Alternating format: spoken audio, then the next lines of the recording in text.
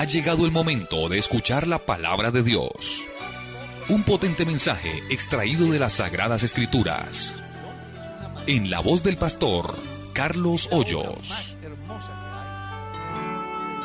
Pastor, hay una pregunta desde el Ecuador. Pastor, quiero que me enseñe, ¿es correcto que en mi congregación se celebre el día de San Valentín? Es una fiesta comercial, donde lo manejan como los enamorados, entiendo. Se regalan flores, chocolatinas, en fin. Pues más allá del manejo comercial, no le veo otro fin. Los cristianos pues, debemos de vivir nuestra vida cristiana y de pronto no entrar en discusiones relacionadas a ese tema, porque puede ser que algún esposo hoy le dé por llevar a su esposa a un restaurante a comer, celebrar el día de amor, no sé qué, ¿ya? Y quien lo está haciendo, pues no lo hace con una intención diferente que el de agradarla o agradarlo. Puede que haya otro que piense que está mal, que que y seguramente que para quien piense así será pecado. Pero desde el punto de vista... No debemos de manejar extremos, ¿cierto, pastor? Sí, claro. Desde el punto de vista bíblico, no hay una censura en la Biblia con respecto a esa festividad. Amén. Pastor, ¿está bien que mi hijo que vive en unión libre venga a mi casa y yo les permita que duerman juntos? No está bien. No está bien. Lea el Salmo 101. Ahí tiene la mejor respuesta. Lo contextualizo. Un día el salmista se pone a pensar quiénes son las personas que deben de vivir en su casa. Y dice que los únicos que pueden vivir en su casa son aquellos que son íntegros, que andan en el camino de la perfección y que en consecuencia él no pondrá delante de sus ojos cosa injusta, que además aborrece la obra de los que se desvían.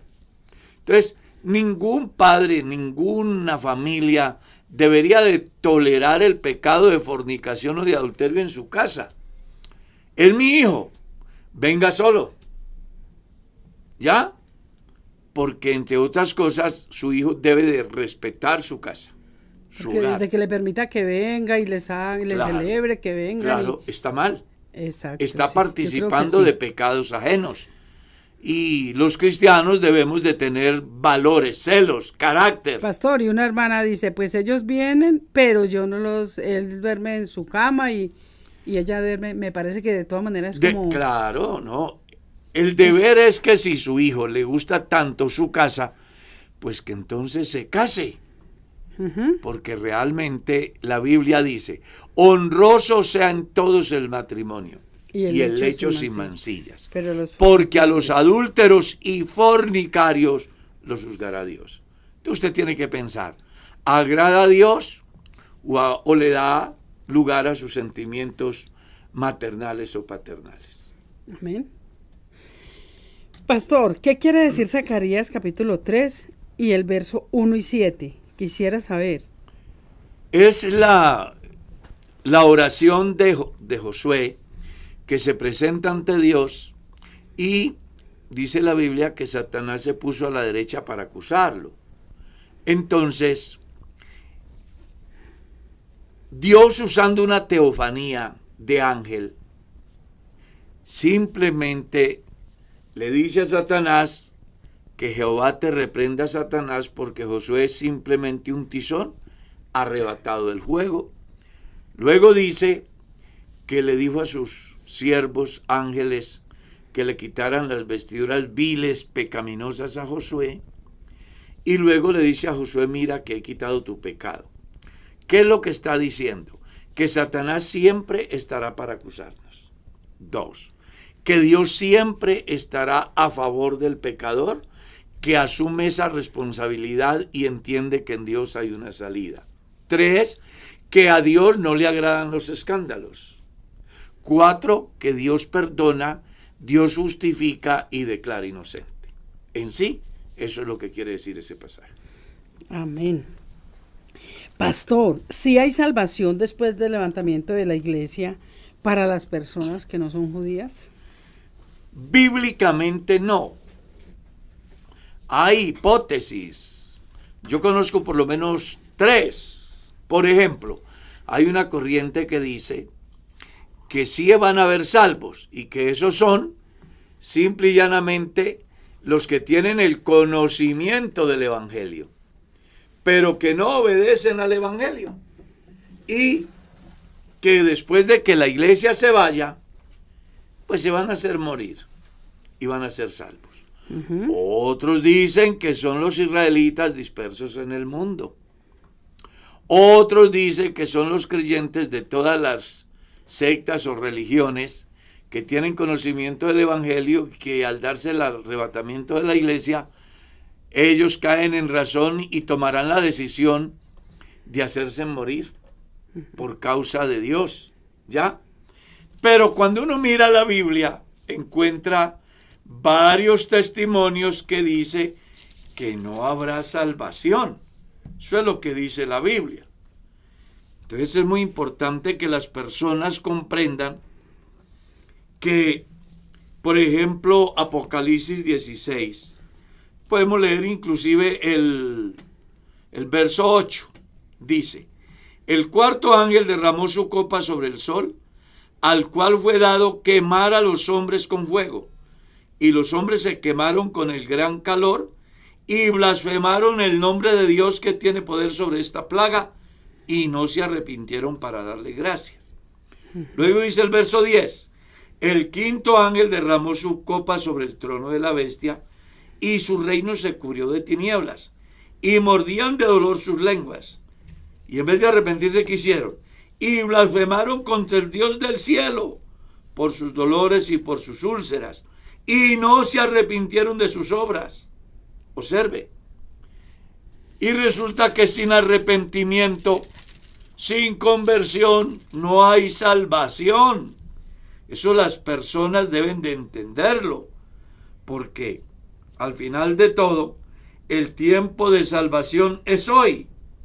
Mire lo que dice el verso 17 en adelante del capítulo 9. Así vi en visión los caballos y a sus jinetes, los cuales tenían corazas de fuego, de zafiro y de azufre.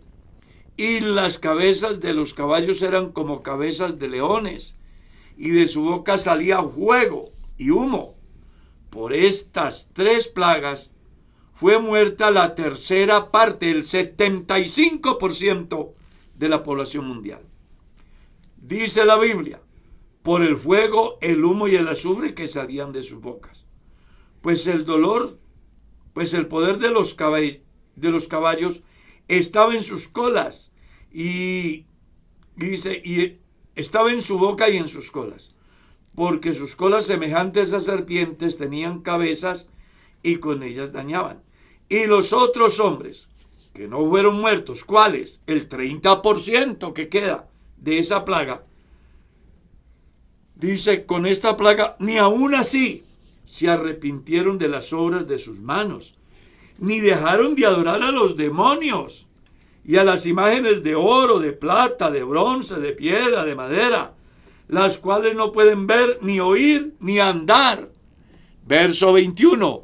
Y no se arrepintieron de sus homicidios, ni de sus hechicerías, ni de su fornicación, ni de sus hurtos. Mire que, según en los pasajes leídos, hay por lo menos 4 o 5 testimonios en Apocalipsis que dice que la gente no se arrepentirá, no adorarán a Dios, blasfemarán contra Dios. Y le hago saber, cuando estos fenómenos se den, ya ha muerto el 70% de la población mundial. Si eso sucediera hoy, simple y llanamente 6.000 millones de personas morirán por esas plagas. Y los de 1.000 millones restantes, dice, no se arrepentirán, seguirán en su pecado. entonces no hay salvación para los gentiles. ¿Ya? Es muy bueno que las personas entiendan de qué salvación hablo. Hablo de la salvación del alma, de la salvación eterna. No hablo de la salvación física, porque yo puedo salvarme físicamente de una tragedia. Los que se salvaron en la tragedia de Armero, por ejemplo, ¿verdad? Los que se salvaron del diluvio. Pero eso no es igual a salvar el alma. Ellos fueron salvos físicamente y luego ingresaron a una vida normal donde hicieron lo malo, y entonces de ahí aparece pues toda la descendencia pecaminosa hasta el día de hoy. Es bueno que comprenda que de ese 30% que queda, se divide en dos grupos. Uno que se llaman los cabritos y otros que Jesús les llama las ovejas. Los cabritos irán al fuego eterno y las ovejas irán a disfrutar del reino por 1000 años. Pero eso es simplemente la recompensa que esa comunidad recibirá por haber tratado bien al pueblo de Israel. Pero cumplidos los 1000 años, lee Apocalipsis 20, Satanás será suelto y los engañará. Entonces, no hay salvación. El día aceptable es hoy. El día de salvación es hoy. Para mañana no. O sea que las personas que se apartan, porque hay personas que se han apartado y en la gran tribulación me hago mochar la cabeza y eso es... Están perdiendo el tiempo. La salvación es hoy, en el día de la gracia. Amén, amén. Bueno, seguimos con otra pregunta que dice así. Hay una hermana en la iglesia que le diagnosticaron ansiedad y depresión. Se la ha pasado muy enferma. Es servidora en la iglesia y predicadora. Y ella dice que Dios le mostró que alguien le hizo una brujería y que por eso es que ella estaba así, y que hasta la persona que le hizo eso Dios le mostró quién era y que ella ha tenido que batallar con eso. Pero dice que cuando ella se dio cuenta de eso, junto con su esposo, tuvieron una batalla muy fuerte, orando y reprendiendo hasta que quedó libre. La pregunta es, ¿eso le puede pasar a un cristiano lleno del Espíritu Santo? ¿O así o no? Eso le pasa a los cristianos supersticiosos que no han creído al Evangelio. Ningún cristiano que haya creído a Dios, como dice la Escritura, podrá afectarle presuntos trabajos de hechiceros. Eso le pasa a los que no han entendido el Evangelio. Lo que pasa es que hay muchos cristianos que no han entendido el Evangelio. Así, de simple y llanamente. ¿Qué es lo que necesita esta pareja? Que si se llaman cristianos y creen que son cristianos, dejen esos conceptos supersticiosos y busquen la ayuda de su pastor, el cual los oriente y les haga saber, por lo menos, lo que dice el Salmo. El que habita al abrigo del Altísimo mora bajo la sombra del Omnipotente. Que le haga saber lo que dice el Salmo 27. Cuando se juntaron contra mí los malignos y mis angustiadores, ellos tropezaron y cayeron. Que les haga saber el Salmo que dice, así como Jerusalén tiene montes en derredor de sí, así acampa el ángel de Jehová alrededor de los que le temen y los defiende. Que les haga saber lo que dice la Escritura, ninguna arma forjada podrá contra ti. Que les haga saber que el cristiano que está vestido de la armadura de Dios, todos los dardos se apagarán cuando lleguen y se estrellen con la armadura de Dios. Pastor, yo quiero hacerle una pregunta y espero que la audiencia no me malinterprete, porque a veces dicen que es que yo me quiero ir a contra del pastor. No. Sino que me pongo en el lugar de la persona que tiene la inquietud. Pastor, o sea que a una persona, sea hombre o mujer, un cristiano temeroso de Dios, no hay que, por ejemplo, me comentan ningún arma forjada podrá. Por eso, pastor, escúcheme. Que diga, por ejemplo, hermanas, yo estaba durmiendo y a las 2 de la mañana me abrieron la puerta. O sentí que se cayeron en la cocina platos, me destaparon las ollas, me abrieron la nevera. O sea que eso no le puede pasar a un... Puede pasarle porque es que ya eso es otra cosa. A ver, una cosa es los espíritus o ángeles caídos que están puestos para perturbar a la humanidad. La Biblia habla, capítulo 6 de la carta a los Efesios. Porque nuestra lucha no es contra carne ni sangre, sino contra huestes, principados, exacto, potestades, gobernadores y huestes infernales de maldad. En ese orden jerárquico hay unos príncipes que controlan los estados, como el príncipe de Persia y el príncipe de Grecia que menciona Daniel, el profeta. ¿Va? Hay otros que están o que han afectado o han caído en mares, ríos. Prueba de eso, aquel demonio que le revolvió el mar a Jesús mientras dormía y que buscaba que se ahogara, porque el diablo sabe que si Jesús muere ahogado, no hay derramamiento de sangre y en consecuencia no hay salvación. Prueba de eso, que era un demonio, es que Jesús se levanta y reprende y hay calma. Todo vuelve a la normalidad. Hay demonios que son menos terribles, que afectan a las personas o ciertos lugares donde se pueden ubicar, dependiendo de la apertura que le dé el individuo que vive en la casa.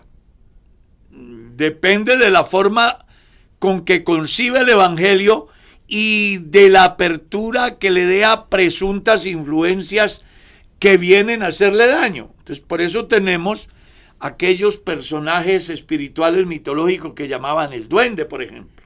¿Sí? Pero que cuando uno mira la Biblia, los cristianos son inmunes. Se lo digo con toda autoridad hoy en el nombre del Señor. Todo cristiano es inmune. Cuando el cristiano se viste de la armadura de Dios, entonces pueden venir esos ataques. Exacto, sí. Pero no podrán afectarle ni su vida espiritual, ni su vida moral, ni su vida psicológica, porque mi vida está escondida en Dios. Amén. Entonces aquí lo que tiene el creyente que hacer es entender de una vez por todas que no puede dejar una ventana abierta de su vida, una puerta abierta. Porque eso es algo así como si yo dejara esta noche las puertas del salón abierto. Dígame, ¿qué pasaría al otro día? Pues todo está desvalijado. Cualquier malandro se entra. El hombre es como una casa. Sí. Si deja la puerta abierta, el enemigo viene y hace daño. Por eso es que la recomendación apostólica es vestíos de toda la armadura de Dios. No le basta con tener el escudo, no le basta con tener el yelmo, tiene que tener toda la vestidura.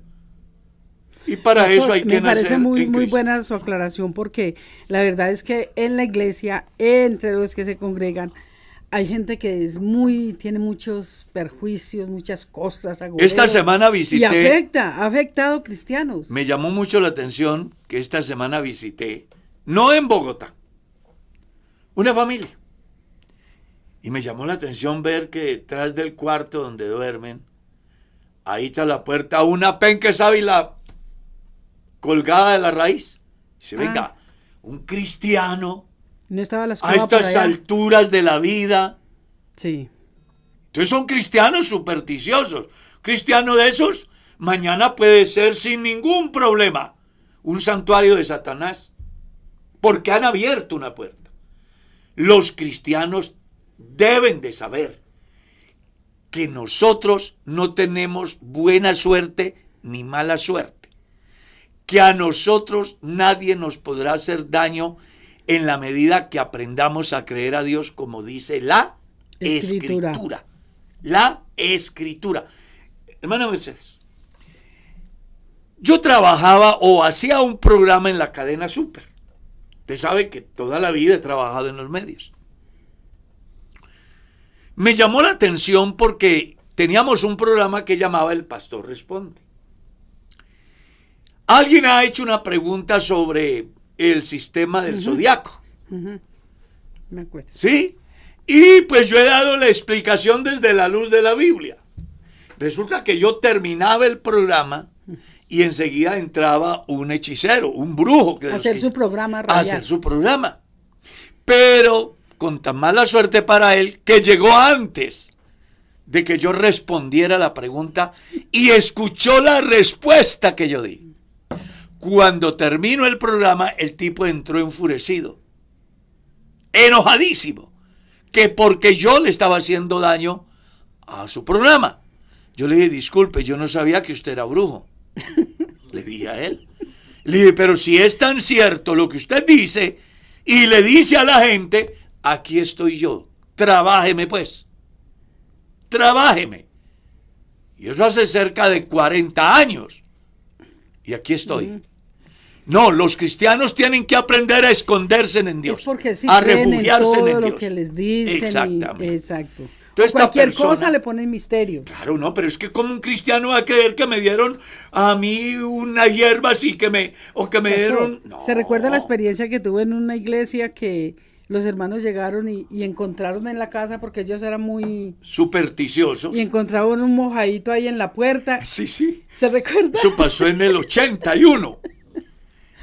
Una familia llega a la iglesia, se convierten a Dios en la crisis más grande y Dios comienza a bendecirlos. Ponen un negocio y comienza a prosperar. Cuando el negocio iba próspero, alguien le dijo al hermano que le iban a salar el negocio. Entonces el hermano dejó de ir a culto para evitar de que le salaran el negocio. Uno no entiende por qué un cristiano es así. Me recuerdo de eso. Y entonces, bueno, al ver de que el hermano no va, vamos a visitarle. Y él me dice, hermano, lo que pasa es que la gente me tiene envidia y oigo decir que le van a echar sal al negocio. Yo le digo, pero ¿cómo así que usted cree una cosa de esas? No. Al final logro convencer al hermano y se va para la dominical. Todo ya motivado porque por fin he entendido, entre comillas. Cuando regresa de la dominical, encuentra un charquito al pie de la puerta. Y ahí mismo a la mente. Exacto. Me echaron sal al negocio. Tuvo la osadía de mojar el dedo y llevarlo a su lengua. Y era salado. Claro. Alguien le dice, es un perro que se acaba de orinar. Mire hasta dónde lo lleva uno la superstición. A creer todo. No, métase en Cristo, refúgiese en Dios. Amén. Que nada ni nadie les podrá hacer daño. Estén seguros de eso. Dios ha prometido estar con nosotros todos los días. Amén. Hasta el fin del mundo. Sí, Señor, así es. Entonces no más superstición en los cristianos. Defínase, ¿son cristianos o son supersticiosos? Pastor, porque es que hay muchos supersticiosos, que estaba yo haciendo una cafetería por templo y una hermana me dijo, sí, hermana, si usted quiere que el aceite le rinda, échale tres puntillas. Imagínate. Yo le dije, hermano, pero ¿cómo así? Otro hermano me dijo, vea, para que se le quite el dolor en los huesos, tómese 9 hojas de café. Haga una agüita todos los días. Comience desde el 1, al otro día 2, hasta que llegue a 9 y luego devuélvase. Si no es así, no le funciona. Imagínese. Y yo, Dios mío, pero creyentes Qué creyendo, tristeza. sí. Qué tristeza. Tantos agüeros y tanta cosa. Me encanta lo que Jesús dijo. Cuando el Hijo del Hombre venga, ¿hallará fe en la tierra? Sí. Muy delicado. Muy delicado. Sigamos. Bueno, seguimos, pastor. Dice, una pregunta que la verdad esto está rondando mucho en la iglesia. Dios le bendiga, hermanos. Mi pregunta es, cuando una partida de matrimonio no es registrada, no aparece casado por ningún lado, el registro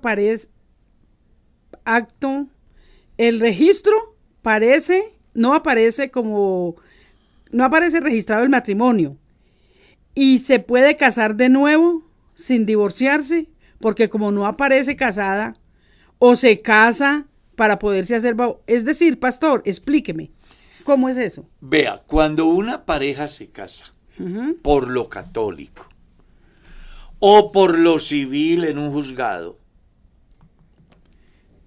a ellos les dan un acta de matrimonio. Es deber de ellos, de los casados, ir a protocolizar ese acta de matrimonio. Cuando se casa por notaría, entonces de una vez le queda registrado el matrimonio. Cuando se casa por la iglesia y el pastor tiene autoridad para oficiar ceremonias con efectos civiles, la reglamentación de la Iglesia Pentecostal Unida de Colombia enseña que el pastor debe de ir a registrar ese matrimonio en una notaría. Entonces, vamos a suponer que alguien se casó por lo católico y no registró el matrimonio. Es obvio que como no lo registró, no aparece. Pero el individuo sabe que se casó. Pastor, es que ese problema está hoy en día. Aparte de eso, hubo testigos. Prueba de eso que la persona tiene la inquietud. Si no fuese grave, pues no tendría la inquietud.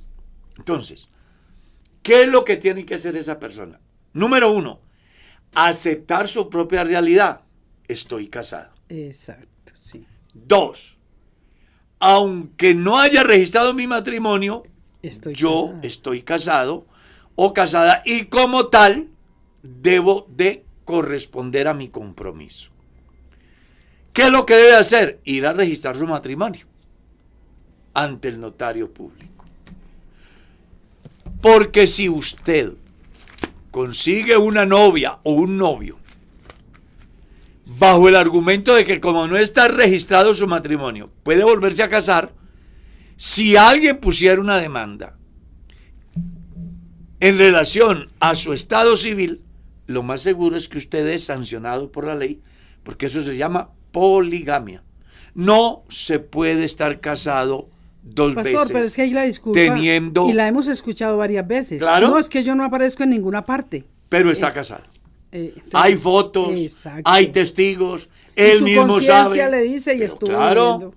Entonces estas personas lo que tienen es que registrar su matrimonio.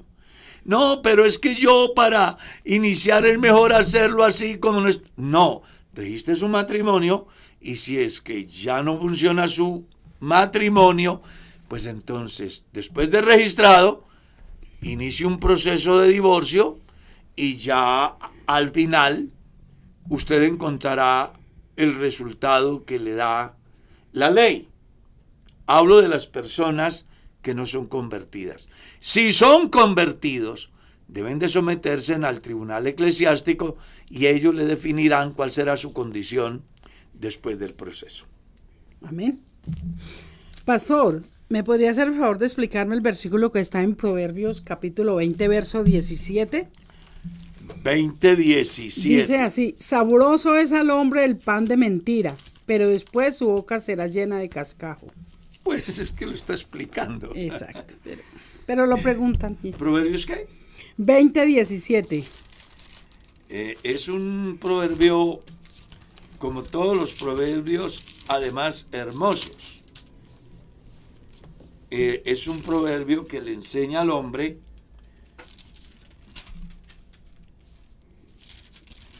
un sinnúmero de cosas que comienzan en el capítulo 16. Vean. Uh-huh. Proverbios sobre la vida y la conducta.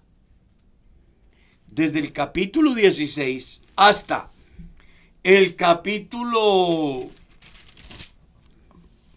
23, 24, 20, hasta el capítulo 24. Uh-huh. Está relacionado con la temática de la conducta del hombre.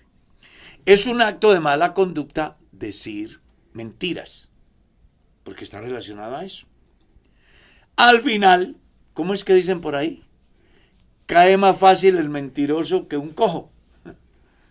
Es a eso que se refiere el proverbio. Aunque me parezca agradable decir mentira, tarde que temprano, resulto yo como lo que soy, mentiroso.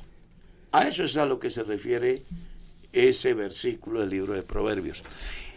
Le recomiendo que se lea desde el capítulo 16 hasta el capítulo 24, donde está la conducta del hombre. y las consecuencias.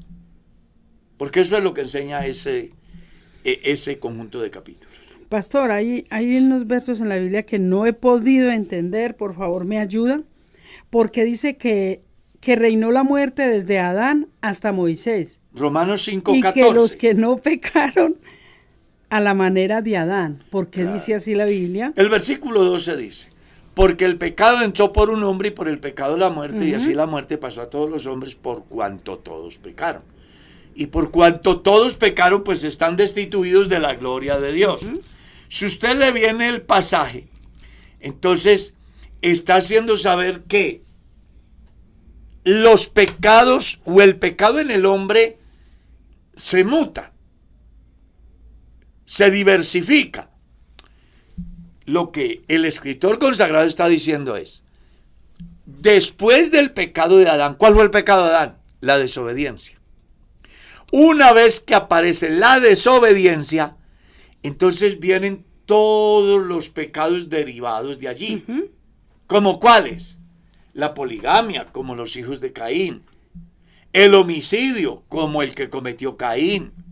Entonces lo que Pablo está diciendo es que el pecado reinó sobre los hombres desde Adán hasta Moisés, inclusive en aquellos que no pecaron de la misma manera que pecó Adán. Pero el pecado los dominó a ellos y fueron sujetos a esa tragedia sin saber cómo se llamaba el pecado, porque hasta Moisés es donde se reglamenta en el capítulo 19 y en el capítulo 20 del libro del Éxodo cómo se llama cada pecado. Me explico. Hasta el Éxodo 20 no había adulterio. Hasta el Éxodo 20 no había fornicación. Hasta el Éxodo 20 no había la ley que decía deshonrar al padre y a la madre. ¿Está claro? Entonces, una vez que aparece Moisés y dice, vea, a partir de la fecha hay suficiente población para que cada hombre busque una mujer diferente a su hermana. O cada hombre busque una mujer diferente a su hija. Porque hasta el Éxodo 20, la gente se reproducía entre sí. No era pecado. No era pecado. Por eso las muchas mujeres de los patriarcas. Ay, pero si tener varias mujeres es malo, ¿por qué Abraham? Venga, porque hasta el día de Abraham, de Isaac y de Jacob, no había una ley que dijera que eso era pecado. Me explico. Antes de que en Colombia se hiciera una ley que se llama extradición, la gente podía traficar y no era sancionada por la ley colombiana ni norteamericana porque no había una ley. Una vez que aparece la ley, entonces aparece la infracción. A eso es a lo que se refiere el apóstol. La gente pecó. No fueron desobedientes, pero adulteraban. No fueron desobedientes, pero cometían homicidio. No fueron desobedientes, pero hurtaban. No fueron desobedientes, pero deshonraban a sus padres. Y como no había ley, pues la consecuencia de eso era que siempre la gente se moría, como hasta hoy. Pero no eran sancionados, no eran judicializados, no eran condenados, porque hasta ese momento no había la ley que dijera esto no se puede hacer. A eso es a lo que se refiere el pasaje. Romanos 5:14. Pastor, y cuando la Biblia dice creceos y multiplicados, era cuando la tierra estaba despoblada, ¿verdad? Ese ya es otro escenario. Sí. Dios solo aparece 3 veces la palabra que se multipliquen. Una, cuando Dios establece al hombre. 2, cuando viene el diluvio. Y uno encuentra el por qué. Porque quedaba un universo completo, vacío, con pocos habitantes. Entonces la norma era crecer y Exacto. multiplicarse. Pastor, es que entre ellos. esta semana hablé con una hermana y me dijo que si podía hablar con el esposo, que porque ella no quería tener más hijos. Pero el esposo en este siglo XX le dice, no, porque la Biblia dice creceos y multiplicaos. Yo le dije, mamita bendita, pero eso era cuando no había gente. Pues habían 2. Ahora no hay donde Hay acomodar 8.000 tanta y gente. pico de millones. Usted me dijo, hermana, pero usted sería Lo que que usted pasa puede es- hablar con mi esposo. Claro, lo que pasa es que la gente no ha entendido lo que dice San Juan capítulo 1. Cuando usted lee San Juan capítulo 1, y ojalá que esto lo esté escuchando aquellas personas, comprendan que los hijos de la carne es un proyecto de Dios natural, pero son el resultado de la carne. Escuche, a lo suyo vino y los suyos no le recibieron. Estoy leyendo San Juan 1:11 en adelante. Mas a todos los que le recibieron, les dio potestad de ser hechos hijos de Dios. Los cuales, escuche, los cuales no son engendrados por voluntad de carne, de sangre o de varón. Sino de Dios. Mercedita no hubiese tenido 4 hijos si al santo Carlos no se le ocurre engendrar esos 4 hijos. Porque son voluntad de la carne. Es el resultado de lo que somos nosotros en un programa que se llama procreación, establecido por Dios, pero de manera natural. Entonces, es bueno que la gente entienda que una cosa son los hijos que vienen por nuestro deseo, otra cosa son los que nacen por voluntad de Dios a través de la palabra. Y el problema es que la gente cree de que los hijos que yo engendro por mi voluntad, por mi deseo, son nacidos por la voluntad de Dios. Y no, los que nacen por la voluntad de Dios son los que nacen de nuevo, por la palabra, los que nacen por la fe en la obra de Cristo Jesús. Una cosa es la obra de Dios transformando al individuo para hacerlo su hijo, otra cosa es la obra del santo que trae como resultado hijos. Mientras yo tenga control de mi vida, entonces yo puedo establecer cuántos hijos puedo tener y cuántos no puedo tener. Es entonces donde se hace necesario que las parejas antes de casarse tengan esa orientación que hacemos en la iglesia. En la iglesia tenemos enseñanzas en 3 campos: de salud reproductiva, de salud mental y de salud espiritual, que es la que lidera el pastor. Yo tengo una charla, un curso prematrimonial, donde reúne esos 3 aspectos. Entonces busco al médico, busco al psicólogo, y yo como pastor orientamos a quienes se casan, buscando que ellos entiendan de alguna manera las implicaciones del matrimonio en lo espiritual, en el campo sexual y reproductivo y en el campo de la salud mental. Por eso es bueno que las parejas acudan a esos cursos. Amén. Pastor, ¿por qué en nuestra iglesia solo se celebra la Santa Cena 2 veces al año? Creo que antes es mucho, porque la Santa Cena es tomada de la figura de la Pascua y solo se hacía una vez al año. Una vez al año. El continuo ejercicio de ese evento tan solemne lleva a los cristianos a caer en la tragedia de Corinto, donde convirtieron la mesa del Señor en una comilona. Se perdió el respeto, la solemnidad.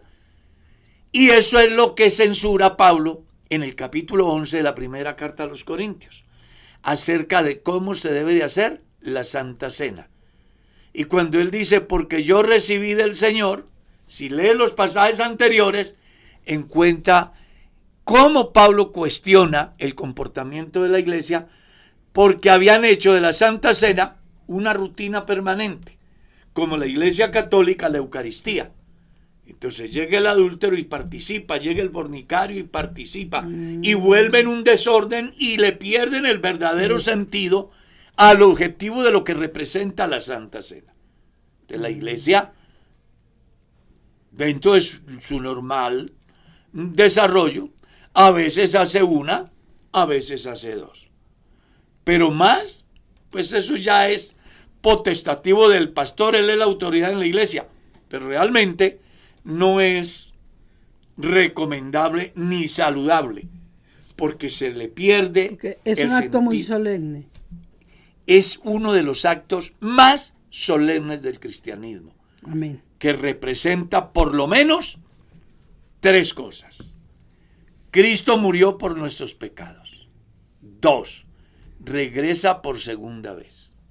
Eso es lo que nos da ese mensaje. Estar diciéndole al mundo que Cristo murió en nuestro lugar y que Él vuelve otra vez. Amén. Pastor, Romanos capítulo 1 y 2, quisiera saber si habla directamente a los inconversos o a los creyentes. La carta a los romanos. Recuerde que todas las cartas fueron dirigidas a las iglesias. Entonces la carta a los romanos es dirigida a la iglesia en Roma. A los creyentes. Claro. En Roma habían dos grupos de personas dentro de la iglesia, que eran judíos convertidos y gentiles convertidos. Por eso es que a veces los lectores de la carta a los romanos encuentran confusiones porque hacen una revoltura y no alcanzan a entender cuándo Pablo está hablando a los judíos y cuándo está hablando a los gentiles.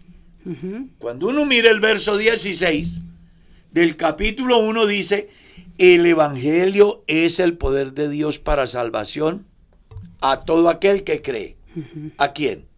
Al judío primeramente y también a los gentiles.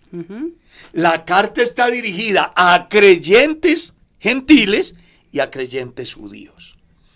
Y eso es lo que lleva, en el sentido de la mala interpretación, a que se dé la confusión que plantea el calvinismo, que plantea el luteranismo, que plantea el adventismo, que plantea el mormonismo, el ruselismo y otros. Cuando se encuentran con el capítulo 8, verso 28 hasta el capítulo 10 de la carta a los romanos, donde se habla de la soberanía de Dios, ¿sí? Y de la elección. Porque confunden el trato de Dios a Israel y el trato de Dios para el mundo gentil. Entonces, cuando miran, se confunden, pero es porque no comprenden que una cosa es Israel hijos por elección, la iglesia hijos por adopción. Y ahí es donde la gente se confunde y definen el preexistencialismo como un proyecto realizado, desconociendo que en el momento en el cual Dios piensa en la salvación de los hombres, no lo hace exclusivamente por color o por ubicación geográfica, sino más bien el trato que Dios da a cada sector dependiendo en el tiempo que se vive.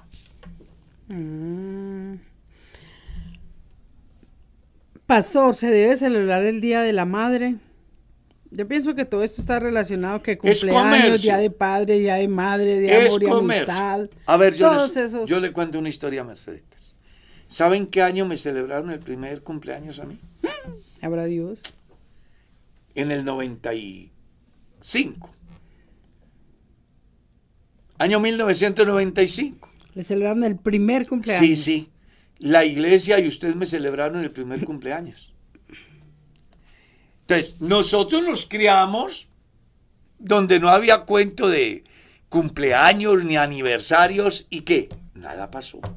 Hoy celebran cumpleaños y aniversarios y nada pasa. Oran por la persona y le dan un regalo. Eso es todo. Eso no afecta. No afecta para nada. Eso no debe de Lea afectar. Job capítulo 1 y usted encuentra que los hijos de Job celebraban sus cumpleaños cada uno en su día. Y lo que hacía Job era levantarse de madrugada a ofrecer sacrificios a Dios por si sus hijos habían pecado contra Dios. Pastor, ahí ahí alguien me preguntaba, pero ¿no es una contradicción lo que dice la Biblia? La Biblia dice que el alma que pecare, esa morirá. El Hijo no llevará el pecado del Padre, ni el Padre el pecado del Hijo. Entonces, ¿qué ganaría estar orando y orando por mis hijos y ellos en pecado? Lo mismo que hizo Jesús en su oficio sacerdotal.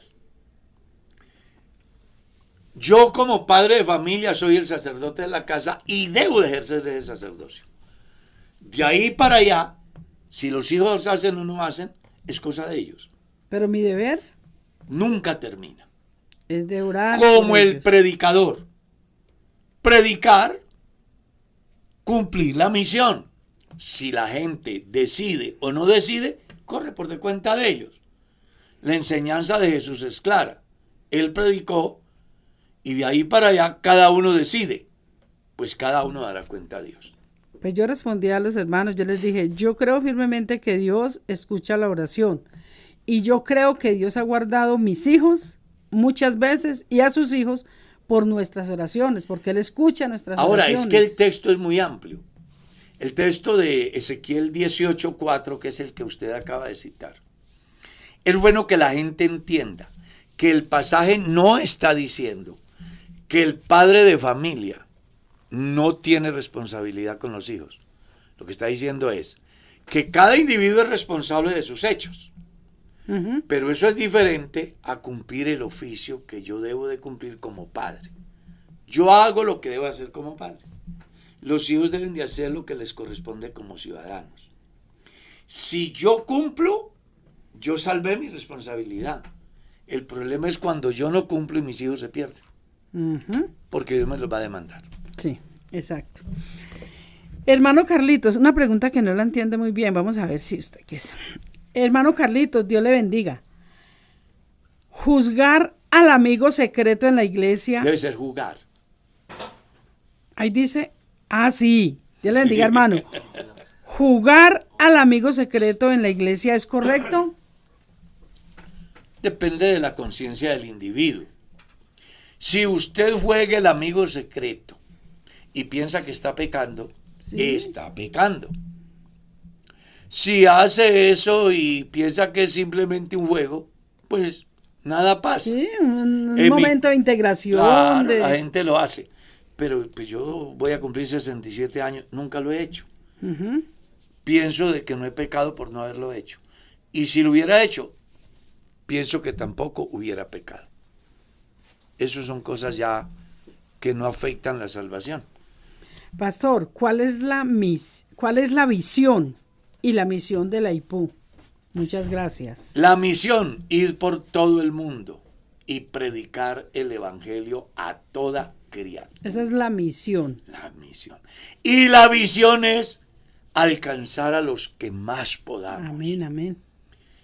Por eso estamos acá. Sí. Tratando de llegarle todos los días a muchas y más personas con el mensaje del evangelio. Porque esa es nuestra visión. Sí. Y en ese orden de ideas, pues cumplir la misión que es predicar. Y buscar que los que llegan permanezcan. Pastor, mi pregunta es, ¿se separa uno del marido por no haber comprensión y por problemas con el compañero, por los hijastros? ¿Está bien eso? Comenzó mal, porque ¿quién se casa con hombre que tiene hijos o con mujer que tiene hijos? Tiene que saber que debe de aceptarlos como si fueran sus hijos. Y que la mamá de los muchachos o el papá de los muchachos debe de aceptar la autoridad de la persona que ha traído para que sea su esposa o esposo sobre esos muchachos. Porque no puede ser que Merceditas tiene 2 hijos, yo me caso, cuido de ellos, los ayudo y no tengo autoridad para corregir. Sí. Pero eso pasa en muchos hogares, pastor. Cualquier cantidad de casos he tratado como pastor, de parejas que vienen a casarse. Sea él o ella que tenga hijos. Claro, un día un hombre me dice a mí, pastor, vea, ella es la mujer con quien yo me quiero casar. ella tiene 3 niñas. Y delante de él le dije a la persona, le dije, o sea que usted quiere que él le viole sus hijas. Pues, pero muy fuerte, pastor. No, es que a la gente hay que decirle la verdad. Pero pasito. No, hay que decirle No la tan verdad a la fuerte, gente. Dios mío. Porque se dejan llevar por la pasión y se les olvida la responsabilidad de los hijos. Porque con toda seguridad más adelante van a tener problemas. No, es que lo hemos visto. Pero es que es en todo. Mercedita, ya vamos para 45 años de pastores. ¿Cuántas cosas no hemos tratado? Parejas que vienen y en el momento no le ven problema y luego que demandaron a fulano de tal porque accedió la niña, abusó de la hijastra. Hombre, entonces las mujeres tienen que pensar, los hombres tienen que pensar, porque el tipo está enamorado de la Barbie y tiene un hijo de 16, 18 años y resulta que el tipo se va y la señora se queda y termina enamorada del hijo del tipo y luego viene el problema. No, los que tienen hijos deben de tener los pies en la tierra y quienes quieren establecer una relación bajo el vínculo matrimonial, cuando ya hay esos hijos de por medio, deben de tener carácter cristiano y deben de poner las cosas claras y casarse conscientes de lo que les viene después del matrimonio. Así es, pastor, que la pregunta es que si es motivo para separarse. No es motivo. No es motivo para separarse. Ella Usted lo sabía sabía y él sabía que él o ella tenía hijos. Eso debió de pensarlo antes. No ahora que ya está casado o casada. ¿Ya? Por eso hay tanto divorcio, el pastor, porque se casan y por cualquier cosa, entonces me voy a divorciar y claro, ya. es que la gente hoy quieren legalizar el adulterio con el divorcio. Eso es simplemente eso. Recuerda aquella pareja. Un tipo se ha casado 3 veces y ninguna mujer le ha servido. Y ahora viene con la cuarta pensando de que yo le voy a hacer una ceremonia y que voy a estar en su matrimonio. Y no, yo no le voy a legalizar el adulterio a usted. Si 3 mujeres no le han servido, la cuarta tampoco. Es que las cosas son como son. Entonces aquí la gente tiene que aprender a entender que el matrimonio es un vínculo sagrado entre un hombre y una mujer y que no es hasta que me dé el berrinche. No, es hasta que la muerte nos separe. Eso es lo que la Biblia dice, excepto la excepción que menciona Jesús. A no ser que haya pecado de fornicación. Eso dice la Biblia, eso cree la iglesia. Y eso es lo que hacemos. Bueno, pastor. Y si el tiempo se fue. Pero si una persona, perdón, hermano Alex, por ejemplo, si un muchacho de la iglesia se casa y se casa con una mujer que la verdad no le, ni con sus deberes en la casa, hace lo que quiere, sale para donde quiere, no le tiene nada él organizado, no labora fuera de la casa, porque no podemos decir que no trabaja, porque en la casa también se trabaja, pero ella no trabaja en la casa, porque hay una inquietud acerca de un hogar así. Entonces ese muchacho, por más que le diga, por más que se hable con ellos, por más que se luche por ese hogar, aún ni siquiera en sus relaciones conyugales cumple. No es motivo para ese muchacho separarse, para ese muchacho. Después de que lucha, pide asesoría pastoral 1, 2, 3 veces. Ahí hay que analizar varias cosas. Casi siempre cuando se dan esos comportamientos, yo le digo, porque yo conocí un caso de una pareja donde la señora no cumple con su deber conyugal, no cumple con su deber como madre, no cumple con su deber como esposa, ¿sí? Pero sí se echa hasta la 1 de la mañana hablando con el amante. Pues, y el hermano ahí aguantando esa situación, porque no se le daña el matrimonio. Y la señora, pues esa es una causal, es una mujer infiel. La infidelidad está desde muchos campos, ¿ya? Y cuando una mujer toma una decisión de esas, pues caramba, el hermano no está obligado a estar en semejante esclavitud. La iglesia Él se somete al tribunal y lo más seguro es que el concepto va a salirle favorable.